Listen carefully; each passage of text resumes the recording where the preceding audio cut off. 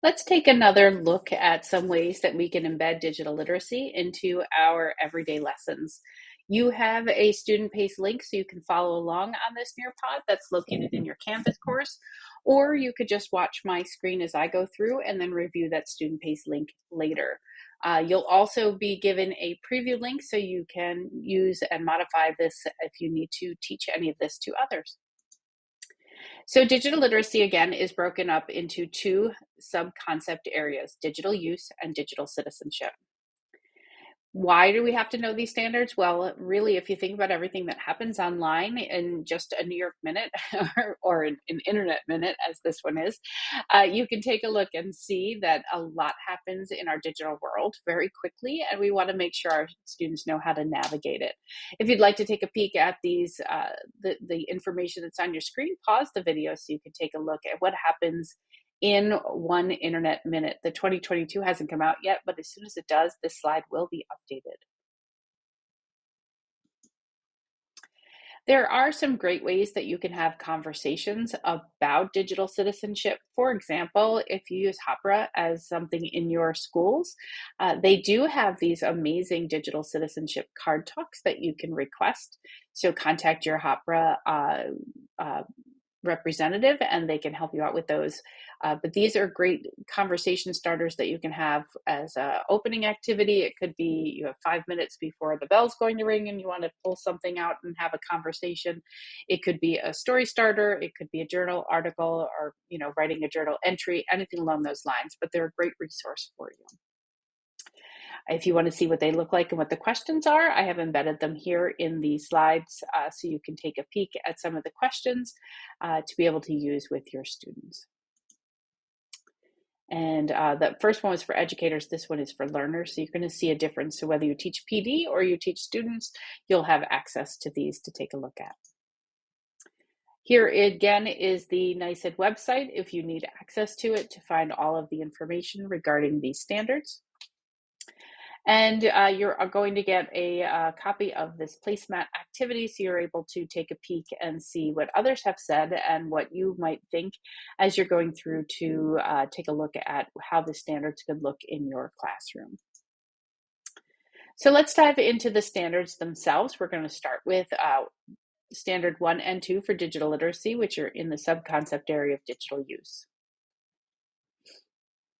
So we mentioned keyboarding. You might use lots of different ones, so you can share if you want to follow along on the student pace one and answer. You do not have to, but it's just something to think about. What does keyboarding look like in your schools? Moving on to 3 and 4. You can use something like Google Lesson Plan. So if you're a Google school, these are great ones. And even if you're not a Google school, these are actually really good ones to use because each of these talk about how to do search. So if it's something you struggle with as you're using Google, you can look at these great lessons for picking the right search terms, understanding search results, narrowing a search to get the best results, searching for evidence for research tasks, and evaluating credibility. They give you beginner. So for your beginner learners, you have intermediate, and you have advanced. So you have lots of lessons here on this Google page on how to use search.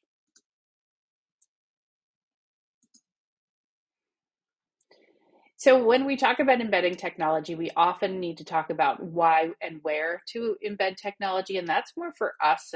So when we're thinking about digital use, we understand when to use it. So this is a slide deck from the eTeach NY program, the technology frameworks of when and why to use technology. So if you're familiar with the eTeach TRLE program, this was one of the presentations. So you're welcome to look through this slide deck to see the 3 different frameworks that are reviewed in this one, the TPAC, the SAMR, and the Triple E. And you're able to see some examples of that in motion and learn a little bit about each of them so you can think about when you should put in technology and when maybe you should leave it out. Going on to digital use and into digital citizenship. This is a fun activity you can take your students on. This is through Google Arts and Culture. You can visit any of these locations and you can explore in uh, surround images. So like a virtual reality field trip where you have your sounds and such, where you can go through and learn more about different parts of our world. It's a great way to talk about, how digital use is allowing us to explore things we never were able to before. Speaking of Google Arts and Culture, there are lots of fun activities you can do to explore emerging technologies as well. We're on the Play section, but you can certainly go to the Home or the Explore to check out some different games and activities for any subject that you're interested in, to be able to think about digital use and to think about how we can transfer skills from one digital tech idea to another as we're learning a little bit more about digital use. This robot that you see on your screen, and I'm not going to play the video, but you can certainly look at it in your student pace link, is from Boston Dynamics. It's one of the most advanced robots in the world. And here you can see him dance, and you can certainly have some great conversations with your students about why this would be important and how humanistic it might look, and have lots of conversations along those lines. You can also explore ISTE's digital citizenship program as something you can think about as you're talking about digital citizenship. If you spend some time on each of these pillars, inclusive, informed, engaged, balanced, and alert, you're really going to help your student understand what it means to be a digital citizen and what it should look like in action. So instead of telling what they shouldn't do, this is really encouraging them to use their online presence for good. So the link is here for you to take a peek at the digital citizenship poster. If you Google ISTE digital citizenship, you'll also find some resources. I was fortunate enough to create a digital citizenship escape room with some other New Yorkers, as well as Mary Alice Curran, who is the CEO and founder of the Digital Citizenship Institute. And you have to understand what the pillars are that we saw on the screen before in order for your students to be able to do this escape room. I've used this as young as 5th grade as a way to think about how the pillars of the ISTE pillars of digital citizenship could look like in action. And that's free for you to use. And then going to the last standard for digital citizenship, this is really where we're really thinking about positivity and everything online. Here is a Jamboard for you if you want to think about how you can put these standards in action. To show you what it could look like in action, here is one educator who did some pretty remarkable things during the pandemic to be able to make sure that our students were connected with the world. So there's some information about her, and certainly you can replicate something along those lines for your students in your classroom. Every year, Beluga puts on a digital citizenship summit. This one links you to the 2021, but the 2022 one is out there as well, where you can learn more about the pillars of ISTE, and you can see what it really looks like when students are using digital citizenship and using their connectivity for good.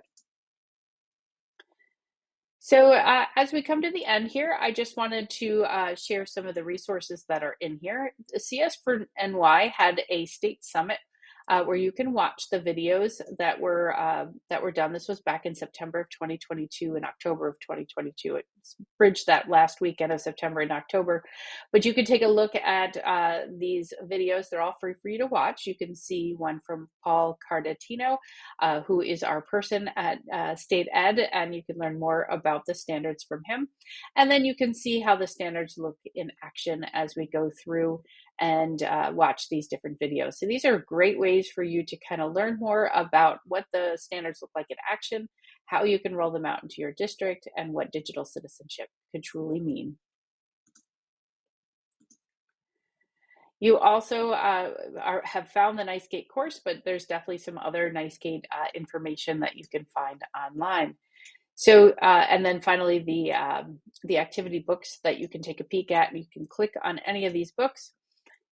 So let me grab the 4 through 6. If you click on the page with the different categories, click right on digital literacy. It will take you right out to digital literacy section, and you're able to see some of the ideas for getting these standards into our classrooms.